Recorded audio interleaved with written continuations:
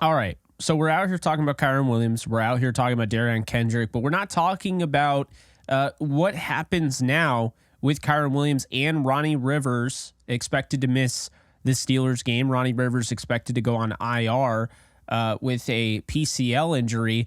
So here's the deal. You now have Zach Evans and you have Royce Freeman in the backfield. Now, for the record, I do believe Darrell Henderson should be signed yesterday. I think he probably gives them the best chance for somebody you can just get right off the street right now and have him play on Sunday. But I don't know if they're going to do that. I'll get to that in another video. Let's focus on the two running backs, Zach Evans and Royce Freeman, currently on the roster. So this week, Zach Evans, the rookie 6th rounder, TCU transfer, goes to Ole Miss. He's expected to start. Royce Freeman, the veteran backup who was on the practice squad, he's expected to back him up. But I do think we'll see Royce Freeman more than maybe you think. And the reason for that is because he is good in pass pro, or at least better in pass pro than Zach Evans. And so they will need him because I expect this to be a heavy dose of passing in this one. So without their two starting running backs, Royce Freeman, let's just look at his career numbers. This guy has 458 career offensive snaps, 1,473 yards since 2018 when he started his career, 3.7 yards per carry average, 8 touchdowns, 2 fumbles, 1,101 yards after contact, 58 missed tackles forced, 34 10-plus yard runs. And as far as the scheming goes, he's had 176 gap scheme runs in his career and 208 zone runs. So he can run this system. He can run as the running back in this new blocking scheme where they focus more on gap scheme runs. He has 58 catches on 101 targets, 6 drops, and 519 yards. So what you're getting with Royce Freeman is somebody you already know, right? You know that he is a solid backup. It's bounced around the league a little bit. Good short yardage guy, good in pass pro. He's not going to be a chunk runner. He's not going to wow you in any way. But if they gave him 25 carries, he'd go for, probably a little bit over 70 yards rushing, maybe 80. So that's what I'll say about that. But, we talked about Zach Evans early on. We mentioned him. He's the better runner here. I think, he's expected to get the majority of the carries, I believe, on first and second down. I think third down is when you'll see more Royce Freeman in the backfield because pass protection is going to be needed against the Steelers pass rush. But when you look at it, I'm not expecting the Rams to run as much without Kyren Williams and Ronnie Rivers. Even if they are going up against a bottom 5 run defense in the league, the Steelers are also a bottom 10 pass defense in the league currently. And I think that the Rams are going to go heavy with the passing attack in this one. Another thing I'll say is that looking at Evans now in college, he was 53rd in average yards after contact last year with Ole Miss. He was 14th in 2021 in only 6 games played. He was 78th in missed tackles forced last year, 77 zone scheme runs to 67 gap scheme. That's the most gap scheme he had his entire college career. Did not use that much at TCU. He was 25th in 10-plus yard runs, so this guy does have explosiveness in his game. I talked about him, obviously, throughout the draft process, even did a YouTube short on him, breaking him down. He's got a battering ram level of power. I think at the end of those runs, I think he can really dish it out. We saw it in the game a little bit, flashing a little bit against the Cardinals, where at the end of his runs, he really lets you know how he feels, kind of putting those pads down and just, creating some contact. Evans in 3 seasons had 18 touchdowns, 5 fumbles, 3 of which came in the last season with Ole Miss, which leads me to believe there might be some cause for concern with his ball carrying ability and his, lack of I guess, carefulness with the football, or carelessness, if you will. He forced 76 missed tackles. He had 62 10-plus yard runs. He ran gap 95 to 195 in his career. So 195 zone, 95 gap runs. It's worth mentioning at Ole Miss, he ran way more gap at Ole Miss. That's when things got going. He has 26 receptions on 37 targets for 299 yards and 2 touchdowns for his college career. And last game against the Cardinals, just looking at it, wasn't a ton to take away. He had 4 carries for 10 yards on 4 snaps, including 8 yards after contact. 3 of those 4 runs were gap runs. And in the preseason, Evans went for 23 carries for 77 yards, 25 snaps, 51 yards after contact, 2 missed tackles forced, and he had 17 zone runs to 6 gap runs. In the receiving game, very limited there. 2 targets for 2 receptions and 13 yards in preseason this past year. So what am I getting at here? What is Zach Evans? Do you feel any bit good about Zach Evans starting? And for fantasy football owners out there, should you bother starting him? Well, first off, let me just make this very clear. It's dependent on how big your fantasy football, league is going to be. I'm not starting him in most leagues. Okay.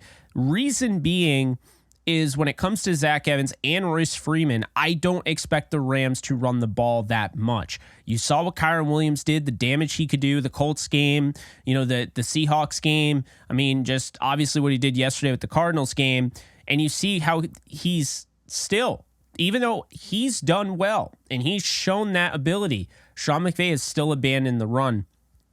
I don't expect anyone to have an issue with Sean McVay abandoning the run if it's not going well with Zach Evans and Royce Freeman. There's not a lot of experience there with Zach Evans, and Royce Freeman, we know what he is, and he's solid backup.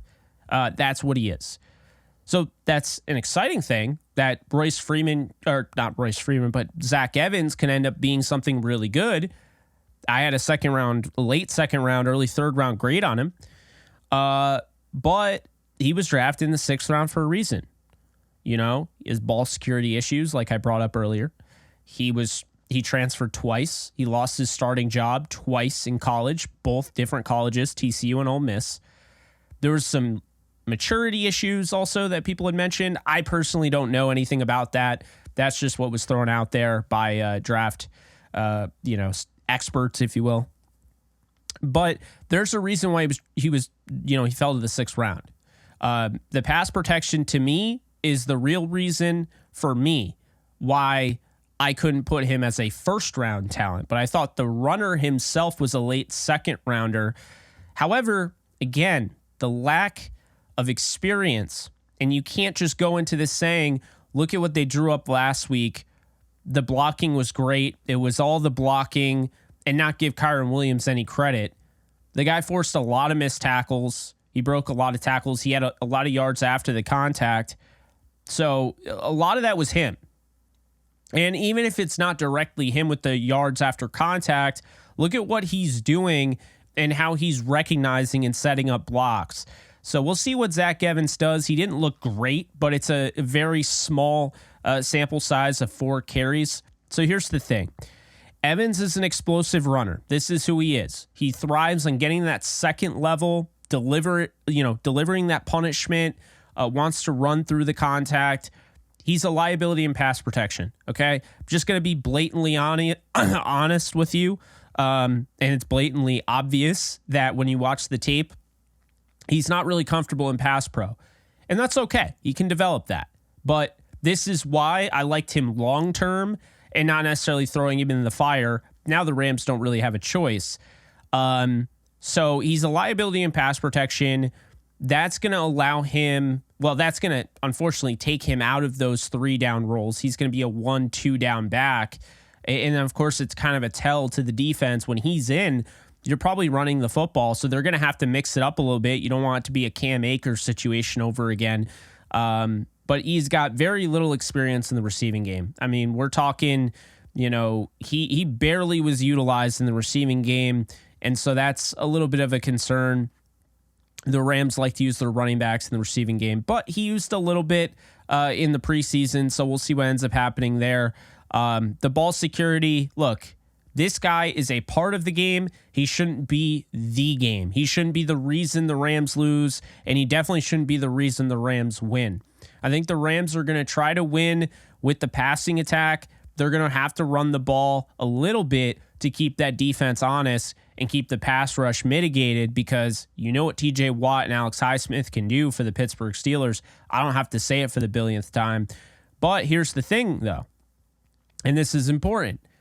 Zach Evans, every time you put him out there, you're running the risk of him fumbling the football. You could say that about any running back. Kyren Williams has had fumble issues going back to college, but there were 3 fumbles at Ole Miss that led to me questioning his ball security a little bit.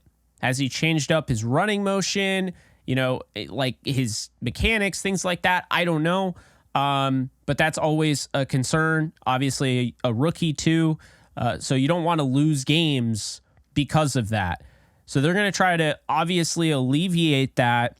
And then I think when you look at him, he's got a nose for the first down marker. This is somebody that wants to move the chains. He's going to try to help the Rams the best he can.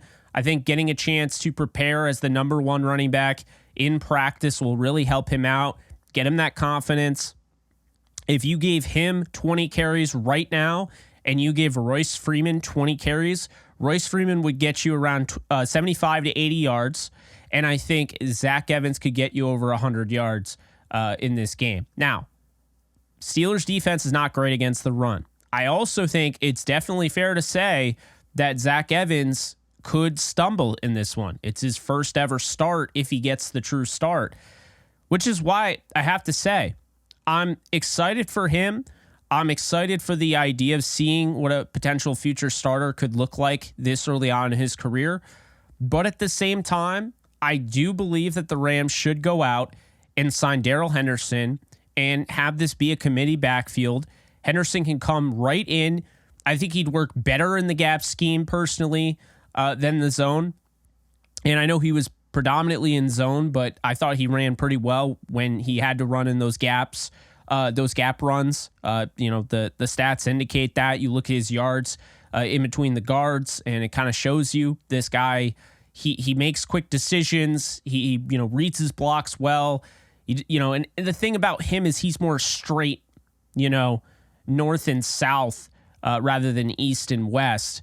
So I would like to see them do that. The guy is 26 years old. I keep hearing kick the tires on. He's 26 years old. The shelf life of a running back is 4 years. 26 is still young no matter who you're talking about. It's younger than me, 2 years younger than me. Darrell Henderson's not old, okay? And he could come in and he could help this team, and he could also help them in pass protection, which is where I think they really need it. So I'm not saying that he'd be able to play a ton of snaps because it is a somewhat different offense. But if you're going to get anyone right away to come in and try to help you off the street, there are only a few candidates out there, and it is slim pickings. If you want to trade for Cam Akers again, which isn't an option, if you want to try and beg Sony Michel to come out of retirement, which isn't an option because he left because he was in pain all the time. And number 3, Darrell Henderson. I hope this team doesn't try to bend over backwards to avoid bringing back the obvious candidate, but I think that's what they're going to do. Darrell Henderson deserves more respect. He doesn't get that. They don't win the Super Bowl without him. And furthermore, I think he showed you some things like if this team had a better offensive line last year, I don't know if Cam Akers ever sees the field again. So that's what I'll say. I think I'm definitely an advocate for Darrell Henderson, but if it is Zach Evans and Royce Freeman, I think they'll be okay enough to get the job done. Like I said, I think Zach Evans could get over 100 yards on 20 carries. He's probably not going to get 20 carries. So that's the first thing. And the second thing is, while I say he could, that's his ceiling in this game, I'm expecting realistically, he's probably going to get around 10 carries, 8 carries, probably go for 20 yards. Royce Freeman will probably have 4 for 12, and that will be that, and there'll be a lot more passing. Sean McVay, like I said, wants to throw the ball even when he has a good run game, so I don't expect to see much of a run game in this one. But that's all I got for you guys. What are your thoughts? Leave them in the comments section below. Again, Not hating on Zach Evans, so please do not call me a Zach Evans hater. I loved the pick when they made it. Couldn't believe he was still there in the 6th, but I still think he's a little raw. And I think he has to get better in pass protection before you can start relying on him as a true starter and an every down back. But we'll see what happens. Until next time, I'm Jake Ellenbogen. You guys take care. Later, folks.